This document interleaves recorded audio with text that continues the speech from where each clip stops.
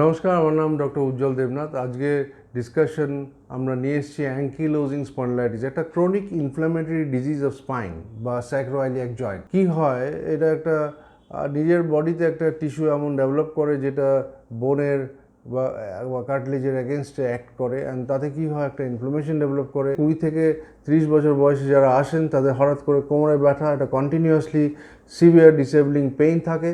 তাদেরকে আমরা ইনভেস্টিগেশন করি, অনেক সময় দেখা যায় HLA-B1027 পজিটিভ, একটা ব্লাড টেস্টের মধ্যে দেখা যেতে পারে।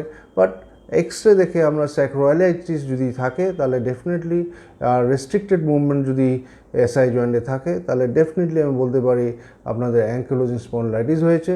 এটাকে প্রথম থেকে আমরা প্রিভেন্ট করতে পারি ভবিষ্যতে, যাতে একটা ডিফর্মিটি না হয়, স্পাইনটা আস্তে আস্তে নুয়ে পড়ে, হাড়গুলো সব জুড়ে যায়, তখন কিন্তু খুব ডিসেবলিং কন্ডিশন। ওই সময়টা আমাদের অপারেশনের কথা ভাবতে, অনেক বড় অপারেশন, কিন্তু সেটাকে আগে প্রিভেন্ট করার জন্য ওষুধ, আজকাল অনেক অ্যান্টিবডি ওষুধ বেরিয়েছে, সেগুলো আমরা ইঞ্জেকশন দিতে পারি, আর তাতে মডিফাইং ডিজিজটা মডিফাই হয়ে আর ডিজিজের যে সিভিয়ারিটিটা ওটা আস্তে আস্তে কমে।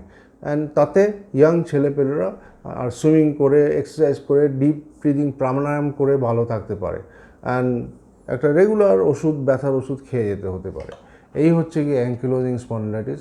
এটার স্পেকট্রাম অনেক বড়, অ্যান্ড ভাবতে হবে আমাদের প্রাথমিকভাবে এদেরকে চিকিৎসা কী করে করতে হয়। Thank you very much.